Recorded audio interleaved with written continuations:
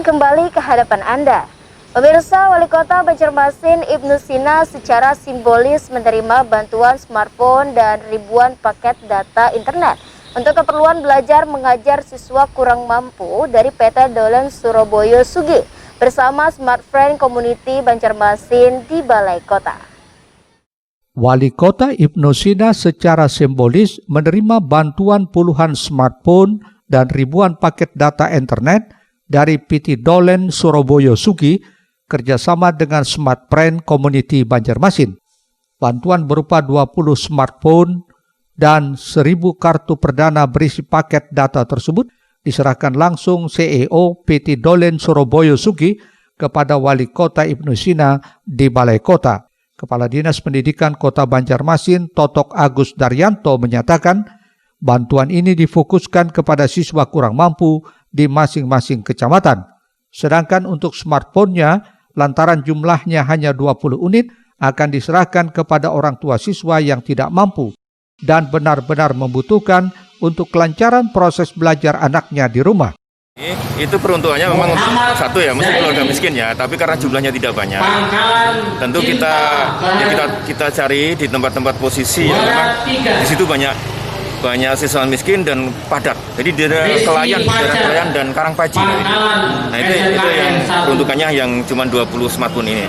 Nah kalau untuk kartunya? Ya untuk kartunya itu semua kecamatan karena jumlahnya banyak kan 1.000. Jadi setiap kecamatan ada 200. Sementara itu Wali Kota Banjarmasin mengapresiasi bantuan ini dan harapannya bisa bermanfaat bagi siswa kurang mampu dalam mengikuti proses belajar secara daring. Saya mengucapkan terima kasih kepada PT Dolen Surabaya yang sudah membantu bekerja sama juga dengan Smart Friend Community Banjarmasin sebagai bagian dari CSA 1.000 paket perdana, kartu perdana dengan satu kartu 18 GB yang bisa dipergunakan oleh anak-anak didik kita untuk belajar secara daring. Kemudian ada 20 unit juga handphone yang diserahkan kepada anak-anak kita yang kurang mampu, yang memang selayaknya mendapatkan bantuan. Muhail, Banjar TV. Selanjutnya, Wali Kota Ibnu Sina didampingi Hajah Siti Wasilah meresmikan kampung bermain permata di kawasan Pemurus. Ini merupakan kampung bermain ke-9 di Kota Banjarmasin. Selain itu, Federasi Olahraga Rekreasi Masyarakat Indonesia Formi Kota Banjarmasin menggalakkan kampung bermain agar bisa hadir di setiap lingkungan RT. Inilah informasinya untuk Anda. Guna memperkenalkan dan melestarikan budaya Banjar serta mengangkat destinasi wisata Kota Banjarmasin, Ibnu Sina didampingi Ketua Tim Penggerak PKK Kota Banjarmasin, Siti Wasilah, meresmikan kampung bermain permata di kawasan Pemurus Komplek Permata Regensi. Peresmian ditandai permainan balogo oleh Ibnu Sina dan Hajah Siti Wasilah. Ini kampung bermain ke-9 di Kota Banjarmasin. Wali Kota Ibnu Sina berharap fasilitas ini dapat meningkatkan kecintaan masyarakat terhadap olahraga dan turut pula melestarikan permainan tradisional.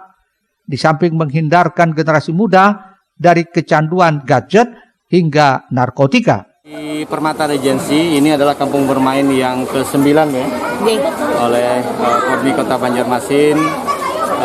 Mudah-mudahan keberadaan kampung bermain ini bisa menjadi salah satu sarana bagi anak-anak kita, generasi muda kita, termasuk keluarga-keluarga kita, untuk bisa saling berinteraksi secara sosial, apalagi dalam suasana COVID-19. Ya kan, jangan sampai kita tidak berolahraga, tidak bermain, dan mudah-mudahan ini menambah imunitas bagi kita dalam keseharian.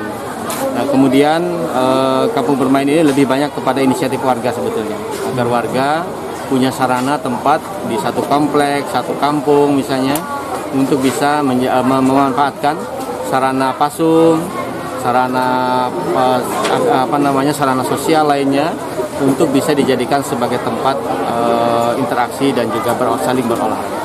Selanjutnya peran Pemko sendiri nanti gimana Pak? Ya, Formi ini kan setiap tahun juga mendapatkan hibah dari pemerintah kota, dan dana yang dihibahkan oleh pemerintah kota itu ya digunakan untuk aktivitas Formi, dan salah satunya adalah kampung bermain ini.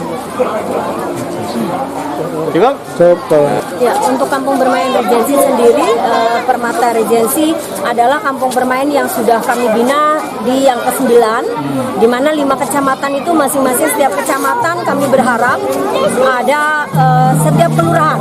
Kami harapkan setiap kelurahan ada kampung bermain. Untuk pembinaannya sendiri, kami sasarannya lebih ke masyarakat karena memang tujuan dari Pormi adalah untuk memberikan motivasi kepada masyarakat bagaimana hidup sehat yang bagus, bagaimana bergerak fisik dalam setiap minggunya. Kemudian juga kami berharap nantinya anak-anak ke depan sebagai generasi emas tidak hanya fokus kepada gadget saja, tapi mereka juga lebih mengerti dan lebih memahami olahraga tradisional yang ada. Permata dan di kampung bermain yang sudah kita resmikan, mudah-mudahan apa yang sudah kita berikan mudahan digunakan terus, jadi supaya dipakai lah, jadi supaya bermanfaat untuk Pormi dan untuk masyarakat, untuk sehat, bugar gembira luar biasa. ini mungkin salah satunya sebagai ajang untuk mencari bibit atlet ya Bunda Eme. Salah satunya kita mencari bibit ya dari orang kampung sini ya, untuk kita ajak kayak apa supaya berolahraga yang sehat. Oke. Kampung bermain ini menjadi program Pormi Kota Banjarmasin dalam memasyarakatkan olahraga tradisional dan permainan tradisional serta memberikan edukasi untuk memanfaatkan fasilitas umum di daerahnya. Wali Kota Ibnu Sina berkenan menyerahkan berbagai alat penunjang permainan tradisional. Rijali Afandi, Banjar TV.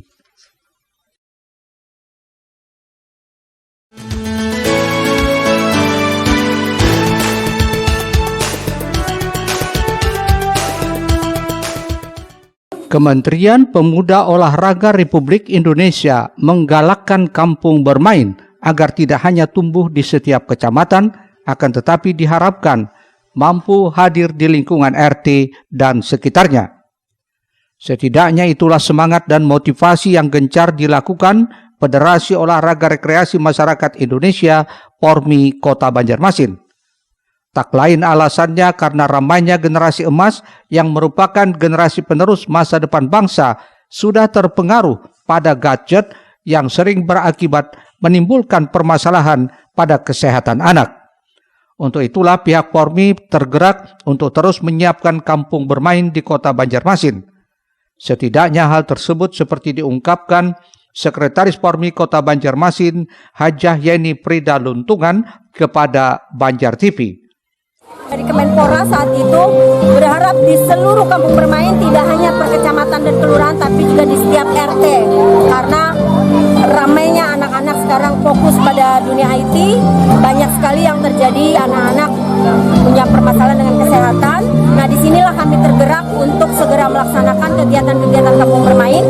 Dalam hal ini yang pertama kali melakukan dengan masukan dari Kemenpora Kota Banjarmasin.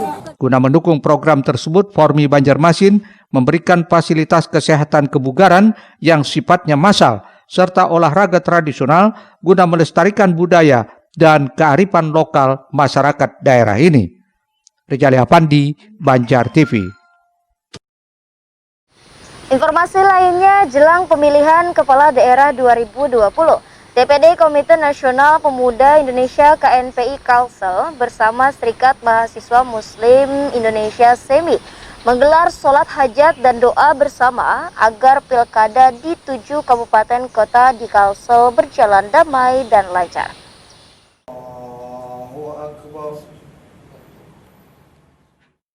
Dewan Pimpinan Daerah Komite Nasional Pemuda Indonesia bersama Serikat Mahasiswa Muslim Indonesia Kalimantan Selatan menggelar sholat hajat dan doa bersama di kantor Sekretariat KNPI Kalsel di Jalan Lambu Mangkurat, Banjarmasin. Sholat hajat dan doa bersama untuk bantuan tersebut dilaksanakan usai sholat maghrib berjamaah. Selain untuk memaknai Tahun Baru Islam 1442 Hijriah, juga agar pilkada yang tinggal beberapa bulan ke depan dapat berjalan aman, damai, dan lancar, serta tidak ada kecurangan yang akan mengganggu jalannya proses pilkada. Jaini berharap melalui kegiatan ini, para pemuda juga bisa berperan aktif mengawal jalannya pilkada, agar bersih dari kecurangan baik politik uang maupun lainnya. Tak hanya itu, para bakal calon kepala daerah, tim sukses maupun partai pengusung diminta agar tetap menjaga emosi masing-masing dan jangan sampai merusak hubungan kehidupan bermasyarakat. Setiap calon kepala daerah, kemudian tim ses ataupun partai pengusung agar tetap menjaga kedamaian, emosi masing-masing. Jangan sampai perbedaan pilihan itu malah menjadi merusak hubungan ke depannya, mungkin seperti itu. Kalau pemuda sendiri, dari saya pribadi selaku pengurus MUI mengharap agar bisa berperan aktif, terutama dalam pengawalan pilkada itu sendiri, agar bisa pilkada ini bersih dari segala macam kecurangan.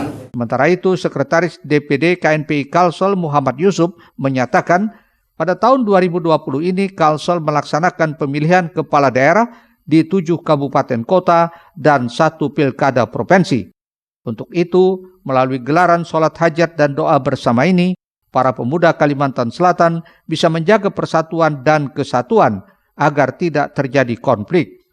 Meskipun berbeda pilihan politik, namun persaudaraan tetap harus dijaga agar benua Kalimantan Selatan selalu damai. Yusuf juga meminta sebagai warga negara yang baik, pemuda Kalimantan Selatan diminta untuk tidak golput dalam pilkada kali ini, sehingga pemuda bisa menjadi contoh bagi masyarakat. Berdoa bersama untuk benua ini, kami mengharapkan kepada pemuda benua agar selalu menjaga persatuan dan kesatuan di benua kita ini. Jangan ada terjadi konflik, karena kita sama-sama dan kalau ada perbedaan itulah rahmatan lil alamin untuk kita bersama-sama. Siapapun pemimpinnya kita dukung dan kita jaga kondusif agar Kalimantan Selatan selalu. Mohail, Banjar TV. Informasi lainnya, akibat pandemi COVID-19 yang belum berakhir, membuat donatur di panti asuhan sangat berkurang. Karenanya diperlukan bantuan dari pemerintah daerah untuk operasional panti sehari-hari. Sementara itu, Lembaga Kesejahteraan Sosial Anak LKSA mendorong panti asuhan agar terakreditasi untuk terciptanya standarisasi dalam pola pengasuhan anak. Panti asuhan di bawah binaan Dinas Sosial Kalimantan Selatan saat ini sangat memerlukan bantuan dari pemerintah daerah berupa dana hibah untuk keperluan operasional sehari-hari. Pasalnya di masa pandemi sekarang ini, sangat sedikit donatur yang menyumbang ke panti asuhan.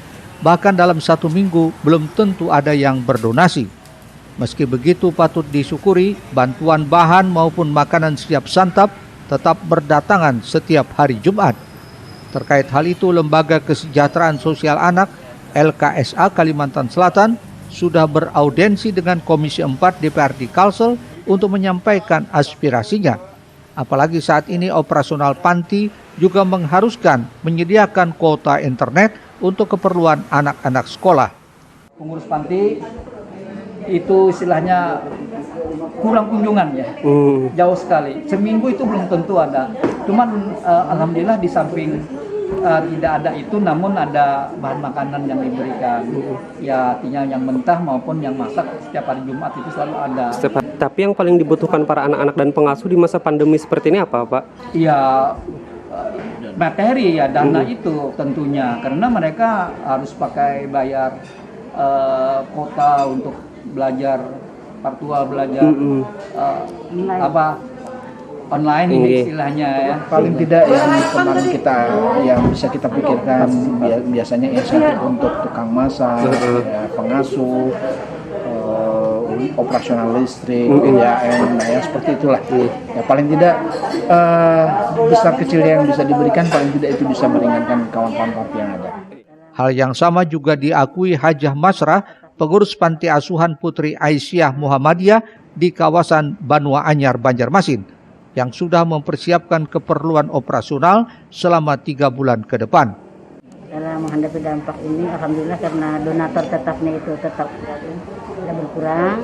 Jadi dari donatur tetap itulah kami bisa bertahan Kalau untuk yang berkala itu sangat sedikit. Jadi kalau donatur tetap ini bertahan gitu. Nah itu alhamdulillah untuk di Aisyah. Kemudian Aisyah ini juga sebelum menghadapi dampak tadi, karena kita memang tidak tahu kan dampak. Kami itu sudah kebiasaan untuk persiapan panti itu 3 bulan sebelumnya sudah ada siap. Jadi untuk baik sembako maupun untuk operasional panti 3 bulan ke depan itu kami sudah. Jadi begitu dampak datang, ibaratkan gelombang itu tidak terlalu goyang. Nah, jadi dampak 3 bulan berjalan, pandemi 3 bulan, kami masih aman-aman. Saat ini terdata sedikitnya 117 panti asuhan di Kalimantan Selatan sangat memerlukan uluran tangan para dermawan di masa pandemi sekarang ini. Eko Anggoro, Banjar TV.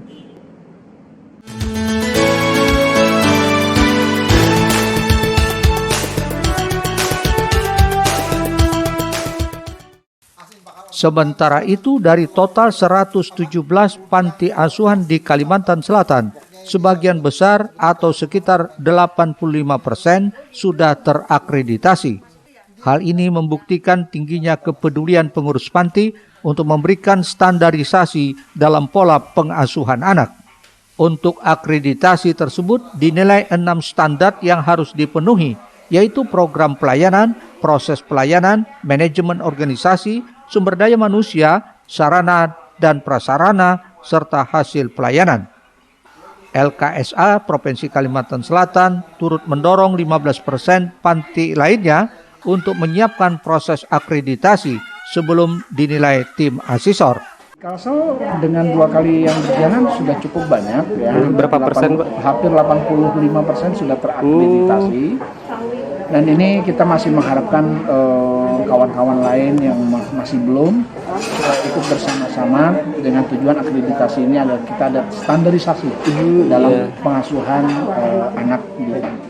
Dengan pola pengasuhan yang tepat diharapkan dapat menjadikan anak mandiri dan mengembangkan kepercayaan diri untuk menjadikan insan yang lebih baik saat dewasa kelak. Eko Anggoro, Banjar TV. Ya pemirsa, tuntas sudah perjumpaan kita di Lintas Banua Sepekan edisi Minggu 6 September 2020. Saya Miratun Nahar beserta tim redaksi undur diri dari hadapan Anda. Pemirsa, jangan lupa untuk selalu menerapkan protokol kesehatan, jaga kesehatan Anda, dan selamat menikmati hari libur Anda. Terima kasih, sampai jumpa. Wassalamualaikum warahmatullahi wabarakatuh.